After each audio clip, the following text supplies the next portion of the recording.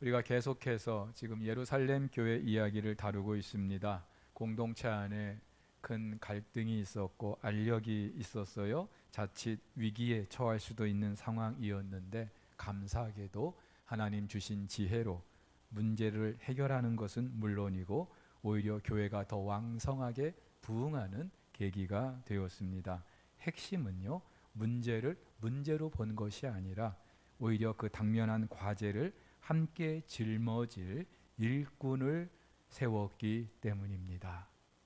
자, 그렇다면 예루살렘 교회는 과연 어떤 기준으로 일꾼을 세웠을까요? 그리고 오늘 저와 여러분들에게 주시는 도전은 무엇이겠습니까? 여러분 아시는 것처럼 예루살렘 교회에 이렇게 새롭게 세워지는 일꾼들이 감당해야 했던 일은 그동안 사도들이 전담했던 구제 사역이었습니다.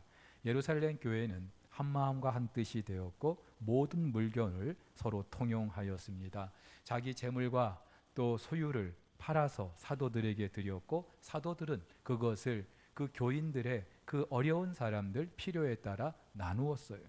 자, 그렇다면 이 일을 위해서 지금 새롭게 세워지는 이 일꾼들 도대체 어떤 사람들이어야 하겠습니까? 당연히 최대한 공정하게 모두가 혜택을 받도록 할 수 있어야 되겠죠. 사실 사도들도 그렇게 했을 거예요. 그런데 사람들의 숫자가 늘고 또 사역이 그 과중하면서 자기들도 모르게 혜택을 받지 못하는 사람들이 있었던 것이죠. 자, 그렇다면 그 일을 위해서 지금 일꾼들이 세워지는 것만큼 이 사람들은요, 누구보다도 교회 안에 어려운 사람들이 누구인지, 과부들이 누구인지 알아야 하겠죠. 골고루 혜택이 돌아가게 해야 했을 거예요.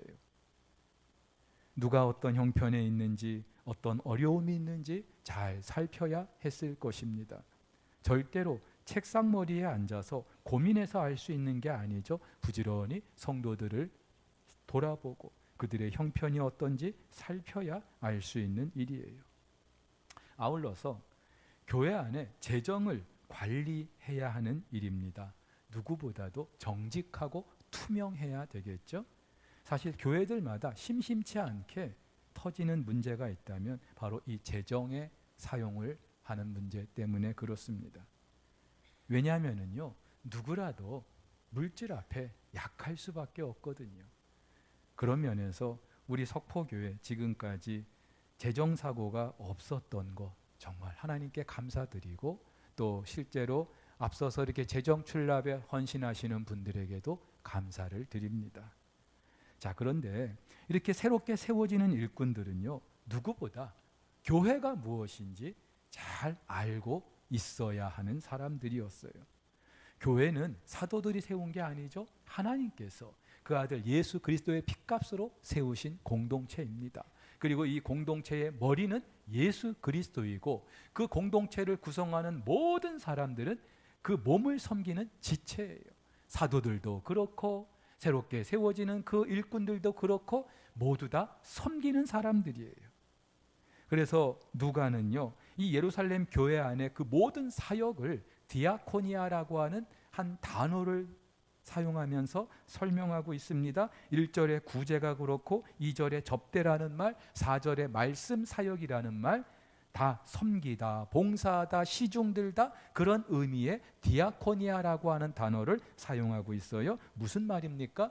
교회의 머리는 예수 그리스도 한 분이시고 그 교회를 구성하는 모든 이들은 다 섬기는 사람들이라는 사실을 강조하기 위함인 것이죠.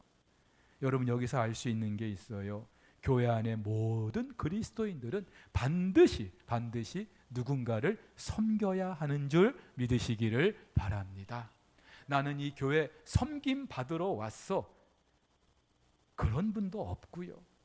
섬겨야만 하는 사람도 없어. 서로가 우리는 섬기고 섬김을 받는 그런 관계에 있는 거예요. 자, 이 예루살렘 교회가 세우려는 일꾼들 단지 기능적으로 사도들이 감당했던 그 일들만 감당하는 게 아니라 지금 새롭게 시작한 이 예루살렘 교회가 어떤 공동체인지 사도들과 함께 그 정체를 분명히 하면서 이끌어 가야 될 그런 일꾼들이었다는 말이죠. 이것은요, 사도들이 자신들의 일을 대신해서 그 일꾼들을 세우게 하면서 한 가지 기준을 제시합니다. 성령과 지혜가 충만하여 칭찬받는 사람.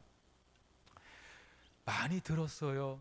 우리가 또 이러한 기준을 가지고 일꾼이 세워지게 해달라고 기도합니다. 근데 성령과 지혜가 충만하여 칭찬을 받는다. 어떤 말일까요? 알 것 같기도 하고 모를 것 같기도 하고 뜬구름 잡는 말 같기도 하고.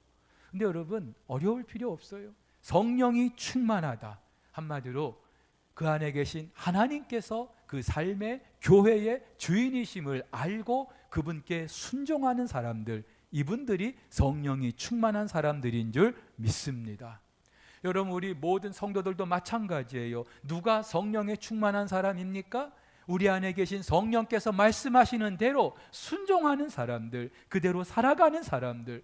뭐 얼굴 표정이 남다르고 말투가 다르다고, 아니요.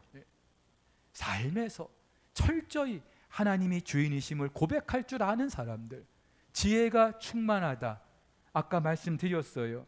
교회 안에 여러 문제들을 풀어갈 그런 능력과 경험이 있어야 한다는 말이죠. 특별히 구제 사역을 하는 데 있어서 누구보다 공정하게, 투명하게, 정직하게 일할 수 있는 사람들.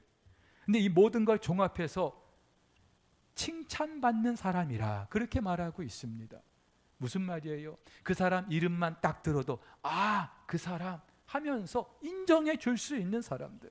우리 공동체 안에서는 물론이고 밖에서도 그 사람, 나는 예수 안 믿지만 그 사람 정말 예수쟁이라고, 그리스도인이라고 나는 인정해 줄 수 있어. 그런 사람. 우리 석포교회도 다음 주에 이제 장로, 안수집사, 권사 선출을 위한 공동의회가 예정돼 있어요. 이 일이 너무나 중요하기 때문에 연초부터 우리가 기도해 왔고, 또 그동안 여러 가지 과정과 절차를 통해서 이제 후보들을 세웠고, 이제 다음 주에 공동의회를 앞두고 있어요. 신앙의 연수가 있는 분들, 교회 안에 장로님, 안수집사님, 권사님은 어떠한 분들인지 잘 알고 있어요. 하지만 이제 갓 교회에 나오신 분들도 계시고, 특별히 이번에 우리가 이렇게 일꾼들을 세우는 데 있어서 적어도 정말로 이런 분들이 세워지기를 바라는 마음으로 오늘 여러분들과 말씀을 나누려고 합니다. 사실요, 이번에 후보에 오르신 분들 다 여기에 부합한 분들이에요. 근데 우리가 어쩔 수 없이 우리가 정한 그 숫자에 따라서 후보들을 우리가 선택해야 되는 그런 상황에 있기 때문에 여러분들이 좀 더 한 주간 기도하면서 어떤 후보를 내가 선택을 해야 될지 도움을 드리기 위해서 몇 가지 말씀을 좀 드리고 싶습니다. 첫째로요, 세워져야 될 일꾼들, 철저히 섬기는 분들이어야 합니다. 거듭 말씀드립니다. 교회 안의 모든 구성원들은 섬기는 사람들이에요. 그런데 이 공동체 안에서 좀 더 공적인 자리에서 좀 더 책임 있는 그런 역할을 감당하게 하려고 장로, 안수집사, 권사를 세우려고 하는 거죠. 당연히 아무나 세울 수 없죠. 그래서 예루살렘 교회가 그랬던 것처럼 철저하게 검증하고 또 자격도 우리가 살폈던 것이죠. 하지만 그렇다고 해서 모든 직분이 계급이나 벼슬도 아닌 거예요. 철저히 섬기기 위해서, 그리스도의 몸된 공동체를 섬기기 위해서 세우는 직분인 줄 믿습니다. 그래서 총회 헌법에도요, 각 직분의 그 직무에 대해서 이렇게 말해요. 장로의 직무는 교회의 신령적 관계를 총찰하고 도리 오해나 도덕성 부패를 방지하며 교우를 신방하되 위로 교훈 간호하고 교인의 신앙을 살피고 위하여 기도하며 특별히 신방할 자를 목사에게 보고한다. 집사의 직무, 목사, 장로와 합력하여 빈핍 공궁한 자를 권고하며 환자와 갇힌 자와 과부와 고아와 모든 환난당한 자를 위문하되 당의 감독 아래서 행하며 교회에서 수금한 구제비와 일반 재정을 수납 지출한다. 권사의 직무, 당회의 지도 아래 교인을 방문하되 병 환자와 환난을 당하는 자와 특히 믿음이 연약한 교인들을 돌보아 권면한다. 핵심이 뭐예요? 다 섬기는 사람들이에요. 누구도 내가 낸데 하면서 군림하고 섬김을 받으려는 자들이 아니에요. 말씀드렸다시피 이번에 후보에 오르신 분들, 또 후보에 오르지 않았어도 우리 공동체 안에 지금까지 안수 집사로, 서리 집사로 섬겨 오셨던 분들, 누구보다 교회를 헌신적으로 섬겨 오셨어요. 이분들의 수고와 섬김으로 석포교회가 여기까지 이르게 된 줄로 믿습니다. 자, 그런데 이제 이분들이 좀 더 책임 있는 그 자리에서 더 정말로 헌신할 기회를 드리기 위해서 이번에 우리가 일꾼을 세우려고 하는 거예요. 하나님께서 교회의 일꾼으로 세워주십니까? 그러면 더 정말로 감사한 마음으로 더 헌신하며 섬길 수 있어야 할 것이고요.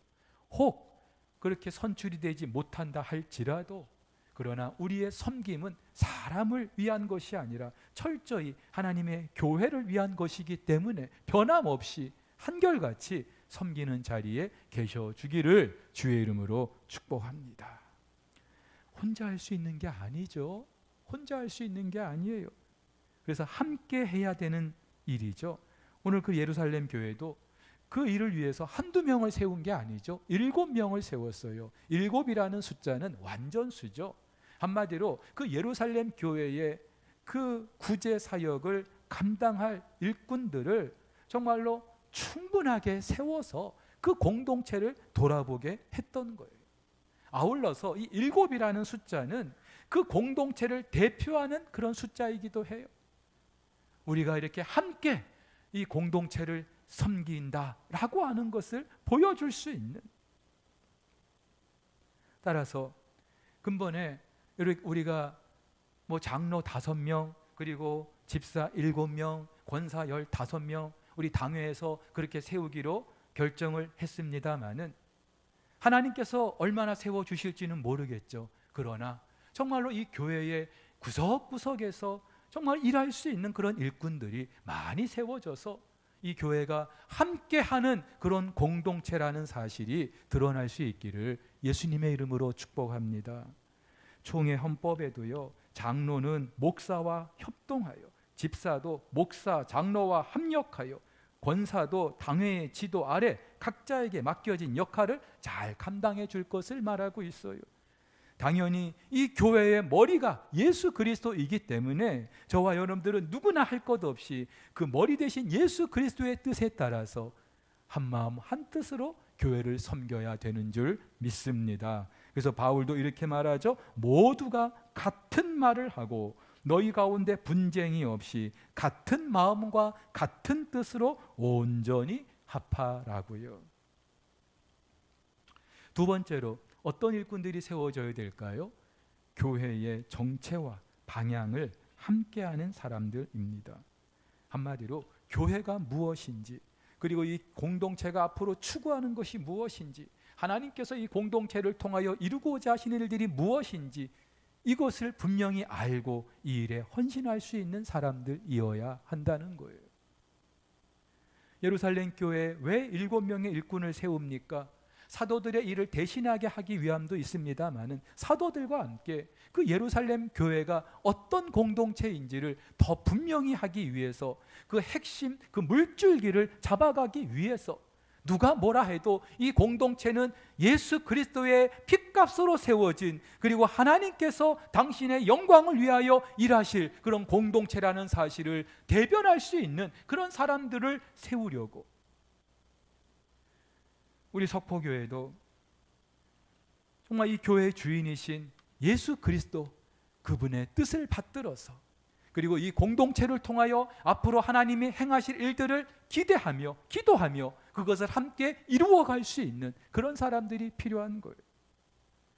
특별히 코로나 이후에 사회적으로 교회 내적으로 정말로 할 일이 태산 같은 이 상황 속에서 무언가 돌파구를 열어갈 수 있는 사람들, 당연히 현실을 직시하는 것도 너무나 중요한 조건이 될 수 있겠죠. 하지만 지금 이 공동체에 필요한 사람들, 그러한 상황 속에서도 하나님의 마음을 품고 이 공동체를 향한 하나님의 뜻을 품고 미래를 열어갈 수 있는 교회 공동체 앞에 희망을 선포해 줄 수 있는 그런 일꾼들이죠. 여호수아와 갈렙과 같은 그런 사람들. 여러분 12명의 정탐꾼이 가나안 땅에 가서 보고 그들이 정탐했던 내용은 똑같아요. 10명 다르고 2명 다른 게 아니라 12명이 보았던 것은 똑같습니다. 근데 뭐가 차이입니까? 그것을 어떻게 해석하는가? 10명의 정탐꾼들은요, 가보니까 그 땅이 과연 좋긴 한데 우리 힘으로 감당할 자신이 없는 거예요. 그러면서 뭐라고 말합니까? 그 땅 백성은 강합디다, 성읍이 견고합디다, 그리고 그 땅에는 신장이 큰 그런 거인들도 있더이다. 우리는 도저히 그들을 이길 수가 없을 것 같습니다. 그들에 비하면 우리는 메뚜기 같습니다. 그렇게 보고를 하는 거예요. 그러면서 자기들 말에 뭔가 정당성을 부여하기 위해서 그 땅을 악평합니다. 거주민을 삼키는 땅이라고. 한마디로 전쟁이 끊이지 않는, 우리가 가서 살 땅이 못 된다 이 말이에요. 여러분, 이 가나안은요, 이스라엘 백성들이 자기들이 가고 싶어 가는 게 아니에요. 하나님이 주고자 하신 땅이죠. 하나님이 약속하신 땅이에요. 하나님이 주고자 하시는 땅이라면 하나님이 주실 거예요. 내 능력과 내 의지가 어떠한가 그것과 상관없이 하나님이 주시는 땅이에요. 아울러서 하나님이 약속하신 땅은요, 좋은 땅이에요. 사랑하는 우리 성도 여러분, 하나님께서 여러분에게 주시는 모든 것 좋은 것인 줄, 좋은 것으로 받아들이시기를 주의 이름으로 축복합니다. 내 기대와 다르게, 내 생각과 다른다 할지라도 결과적으로 보면은요, 좋은 거예요. 하나님은 좋은 것 주시는 분이에요. 그런데 이 10명의 그 정탐꾼 이야기를 듣고 온 백성들이 실망을 해요. 밤새 통곡하면서 모세와 아론을 원망합니다. 그런 땅 가려고 여기까지 이끌어냈냐? 그 가나안 땅에 가서 그 사람들한테 우리가 다 죽을 것 같으면 차라리 애굽에서 죽지, 광야에서 죽지, 왜 여기까지 끌고 왔냐? 안 되겠다, 우리 다시 애굽으로 돌아가자. 그럴 수 있어요. 그럴 수 있어요. 근데 여러분, 지금 이 백성들의 치명적인 잘못이 뭔지 아세요? 하나님이 하고자 하시는 일을 그들이 정면으로 지금 거부하는 거예요. 하나님은 이 백성들을 가나안으로 이끌어 들이실 계획을 가지고 있어요. 그들을 통하여 하나님 나라의 그런 샘플로, 구속 역사의 샘플로 이들을 지금 이끌어 가시는 중인데, 이들이 나서서 우리는 못하겠습니다, 다시 애굽으로 가겠습니다. 이게 얼마나 큰 죄인 줄 아십니까? 이 10명의 정탐꾼은 왜 그런 보고를 했을까요? 현실은 똑바로 봤을지도 모르겠어요. 그러나 지금 이 이스라엘 백성들이 어떤 공동체인지, 이들의 주인이 누구인지, 그리고 우리가 가고자 하는 저 가나안이 어떤 의미가 있는지 몰랐던 거예요. 그저 현실만 보고. 근데 여호수아와 갈렙은 달랐습니다. 하나님이 주기로 하신 땅이라면 하나님이 주실 것이다. 갑시다. 그리고 하나님이 약속하신 땅은 좋은 땅이라고 이들은 믿었어요. 그래서 심히 아름다운 땅이다. 10명의 정탐꾼이 악평을 한 것과는 다르게 그 땅은요, 정말 심히 아름다운 땅입니다. 그리고 젖과 꿀이 흐르는 땅입니다. 그러면서 저들의 보호자는 떠났습니다. 하나님이 우리와 함께 하십니다. 저들은 우리 밥입니다. 예, 여러분, 우리 성경에 먹이라고 되어 있는 말, 히브리어로 레헴, 떡이라는 말이에요. 빵, 한마디로 우리 밥이라는 것이죠. 지금 우리 공동체에 필요한 일꾼들, 바로 이런 사람들이에요. 내 생각, 내 뜻이 아니라 하나님 말씀에 근거해서 하나님의 뜻을 품고 하나님의 그 계획을 내다볼 수 있는 사람들, 하나님의 꿈을 꾸는 사람들, 한마디로 믿음의 사람들. 오늘 예루살렘에 세워진 일꾼들이 그랬어요.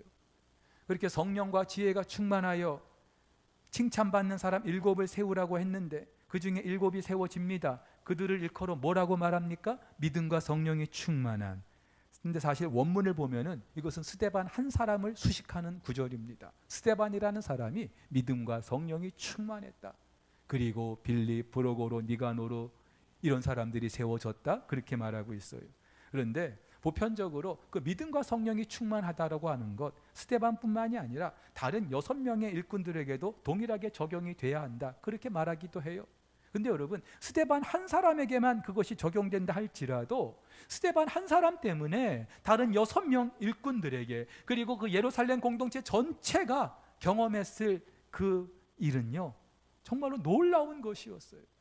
6장 후반부 7장에 가면은 스데반의 설교가 나와요. 유대교에 익숙한 그 회중들을 향하여서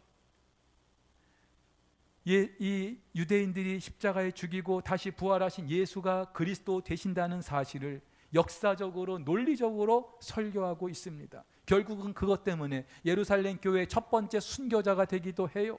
그러나 이 스데반의 그 순교로 말미암아 예루살렘 교회뿐만이 아니라 사도행전 전체의 역사가 바뀌게 되는 분기점을 이루게 되는 거예요.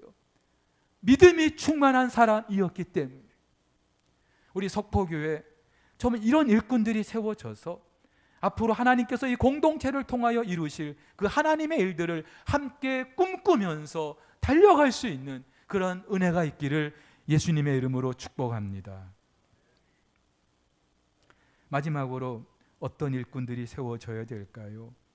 교회의 화합과 하나됨을 이뤄가야 될 사람들입니다. 교회만큼 문제 많은 공동체 없다고 말씀드렸어요. 당연히 그 과정에서 상처를 주고받겠죠.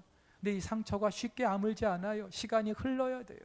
근데 상처의 그 치유나 회복에 있어서 결정적인 역할을 해야 될 분들이 바로 교회 안의 일꾼들이에요.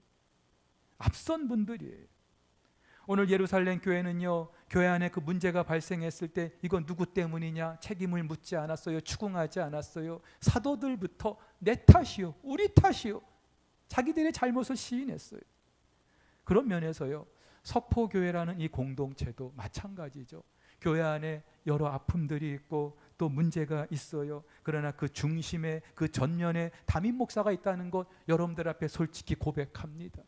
그래서 다시 한번 이 자리를 빌어서 하나님 앞에, 여러 공동체 앞에 제 부덕과 저의 부족함을 용서를 구하는 거예요. 그런데 저와 함께 이 교회의 핵심 리더분들, 내 탓이요, 우리 탓이요, 그렇게 고백할 수 있기를 바랍니다. 아울러서 이제 새롭게 세워지는 일꾼들도 누구 탓이네 그렇게 책임을 추궁하면서 지적하는 것이 아니라, 설령 내가 잘못하지 않았다 할지라도 이 교회의 장로라는 것 때문에, 집사라는 것 때문에, 권사라는 것 때문에 내 탓입니다, 그렇게 고백할 수 있게 되기를 예수님의 이름으로 축복합니다. 최근에 민수기를 새벽마다 묵상하고 있어요. 얼마나 큰 은혜가 되는지요. 여러분, 민수기 11장부터 계속해서 이 백성들이 불평하고 원망이 끊이질 않아요. 하나님도 참다 진노하시죠. 당장이라도 심판하실 기세입니다. 그런데요, 모세는요, 그런 그 백성들을 나무라지 않아요. 꾸짖지 않아요. 대신에 그 백성들을 심판하실 그 하나님 앞에 엎드려요. 하나님, 이 백성들을 긍휼히 여겨달라고. 하나님이 택한 하나님의 백성들 아닙니까? 하나님께서 이 백성들을 심판하시면 이 백성들을 출애굽해서 가나안으로 이끌어 드린다고 하는 걸 지금 다른 모든 이방 민족들이 알고 있는데, 야, 그 하나님 능력이 없다 그렇게 말할 거 아닙니까? 하나님 불쌍히 여겨달라고. 사랑하는 우리 석포교회 성도 여러분, 우리 석포교회도 교회 안에 어떤 문제가 있을 때에, 아픔이 있을 때에 이 공동체는 하나님의 공동체 아닙니까? 불쌍히 여겨달라고 남몰래 엎드려 눈물 흘릴 수 있는 그런 일꾼들 세워지기를 주의 이름으로 축복합니다. 그래서요, 우리가 해야 될 일이 있어요. 이 선거를 앞두고 우리 공동체 안에 그 어떤 장벽도 차별도 없어야 할 것입니다. 예루살렘 교회 참으로 다양한 사람들이 모였어요. 그 본토에 살고 있던 그 히브리파 사람들도 그렇지만은 타지에 살다가 예루살렘에 와서 살게 된 헬라파 사람들, 일명 디아스포라라고 하죠. 게다가 이방인들인데 안디옥에 와서 살면서 유대교로 개종한 사람들이 있어요. 근데 그들이 또 기독교회, 이 예루살렘 교회에 입교한 사람들이 있어요. 오늘 7명 가운데 니골라라고 하는 사람이 그렇습니다. 그러니까 이 예루살렘 교회도 참으로 다양한 사람들이 모여 있기 때문에 당연히 문제가 없을 수 없었겠죠. 갈등이 있었을 거예요. 그러면서 7명의 그 일꾼을 세우는데, 두고 보자, 이번에 누가 우리 같은 동양 사람 세워야지, 우리 같은 히브리파 사람 세워야지, 아니다 우리 새를 좀 불러야지, 그렇게 하지 않았어요. 7명의 그 이름들 제가 말씀드렸어요. 다 헬라식 이름들이에요. 구제 문제가 헬라파 유대인들 과부들이 자꾸만 빠지는 것 때문에 문제가 발생했는데, 이 예루살렘 교회는요, 차제에 그럼 우리 헬라파 사람들을 일꾼으로 세웁시다. 히브리파 사람이 오히려 역차별될 수 있는 상황일 수도 있겠지만, 오히려 이 공동체의 그 문제를 정말로 해결해가는 너무나도 성숙한 그런 모습이 아닐 수 없습니다. 그렇다면은 이제 우리 다음 주 공동회를 앞두고 여러분들 이제 후보들을 보셨을 텐데, 이분들의 나이가 어떠니, 출신지가 어디니, 학력이 어떠니, 여러분 그런 거 따지지 마시세요. 세상 사람들은 그것을 중요하게 생각할 수 있지 모르겠지만, 공동체, 우리 교회 공동체는요, 오로지 성령과 지혜가 충만한 칭찬받는 사람들이 세워져야 될 줄로 믿습니다. 예수 그리스도께서 그 피 흘려 주셔서 이 땅의 모든 차별을 다 없애 주셨어요. 그래서 그 공동체 안에서는요, 유대인도 이방인도, 흑인이나 백인도, 주인이나 종도 하나가 되는 거예요. 그래서 바울도 이렇게 말하죠. 그는 우리의 화평이신지라 둘로 하나를 만드사 원수된 것 곧 중간에 막힌 담을 자기 육체로 허셨다, 무너뜨리셨다는 거예요. 유대인과 이방인들 간에 그 엄청난 장벽이 있었는데 그걸 허물어 버리셨다. 그러면서 그 에베소 교회를 향하여 이제부터 너희는 외인도 아니요 나그네도 아니요 오직 성도들과 동일한 시민이요 하나님의 권속이다. 권속, 가족이라는 말이에요. 우리가 가족이다. 전북 김제에 금산교회라고 있습니다. 남녀의 차별, 신분의 차별이 아주 극심했던 구한말에 세워진 교회인데요. 그래서 교회를 보면 기역자 교회예요. 이 기역자 교회인 이유는 한쪽은 여자들, 한쪽은 남자들이 앉아서 예배를 드리는 거예요. 서로 예배 시간에 얼굴을 못 보게 하는 거예요. 그 정도로 남녀의 차별이 심했던 그 시대에 세워진 교회. 근데 이 교회가 유명하게 된 진짜 이유는 이 교회의 조덕삼이라는 장로님 때문에. 당시 이 조덕삼은요, 김제 일대의 아주 대단한 지주였어요. 조덕삼 이 사람 땅을 밟지 않으면 김제를 다닐 수 없을 정도로. 근데 이 집에 어느 날 경남 남해 출신의 이자익이라는 한 젊은 청년이 머슴으로 들어오게 됩니다. 자, 그러다가 이 두 사람이 선교사가 전해진 복음을 듣고 둘 다 예수를 믿게 돼요. 특히 이 조덕삼은요, 그렇게 예수 믿고 나서 자기의 사랑채를 예배 처소로 제공하고, 그것도 안 되니까 나중에는 자기 돈을 들여서 예배당을 하나 짓습니다. 그게 금산교회. 그렇게 헌신했던 사람이죠. 그러다 어느 날 이제 교회의 장로님을 세우게 됐어요. 여러분들이 생각하기에 누가 장로님이 되면 좋겠습니까? 누가 장로가 될 거라고 예상들 했겠습니까? 당연히 그 조덕삼 아니겠습니까? 근데 뚜껑을 열어보니까 조덕삼이 아니라 그 집 머슴이 장로가 된 거예요. 사람들은요, 자기들이 표를 찍었을 텐데도 서로 쑥덕쑥덕 이거 도대체 무슨 일이냐? 근데 그때 이 조덕삼이 나서서 이렇게 말합니다. 우리 금산교회 교인들 참으로 훌륭한 일을 해냈습니다. 저는 이자익 장로를 받들어 더욱 열심히 교회를 섬기겠습니다. 그래서 이후에 조덕삼은요, 자기 머슴인데 그 이덕삼 장로를 극진히 섬겼어요. 그리고 당시에는 목회자가 없어서 이 장로가 설교를 했는데 그 이자익 그 머슴이 설교를 하는데도 그 앞에서 무릎을 꿇고 설교를 들을 정도로. 2년이 지나고 이 조덕삼도 이제 장로가 됐어요. 그러자 그 이자익 장로를 평양신학교에 유학을 보내요. 학비와 모든 생활비 일체를 다 지원하고, 그리고 목사 안수를 받게 되니까 금산교회 담임 목사로 그분을 청빙을 하게 되었다는, 우리 한국교회 너무나 아름다운 그런 이야기입니다. 여러분, 누구나 허물이 있죠. 저도 그렇고요. 이번에 후보에 오르신 분들도 다 찾아보면 허물이 있어요. 근데 우리는 지금 완벽한 사람을 세우려고 하는 게 아니에요. 그리스도의 몸된 이 공동체 일꾼을 세우려는 거예요. 철저히 섬기는 자리에서 이 교회 공동체가 어떤 공동체인지 분명히 알고, 그리고 앞으로 이 공동체를 통하여 행하실 일들을 기대하면서 헌신할 수 있는 사람들, 그 과정에서 아픔과 상처가 있다면 그것까지도 내 탓이요 하면서 끌어안을 수 있는 사람들, 그들이 세워져서 우리 석포교회를 통하여 이루실 그 하나님의 놀라운 일들을 우리 모두가 함께 경험할 수 있게 되기를 예수님의 이름으로 축복합니다. 그래서요, 한 주간 우리 더 기도해야 돼요. 지금까지도 기도를 많이 해오셨는데 내 생각 내 뜻 다 내려놓고 하나님 어떻게 하면 되겠습니까? 기도의 자리에서 엎드려서 하나님의 뜻을 구할 수 있는 이 한 주간 될 수 있기를 예수님의 이름으로 축복합니다.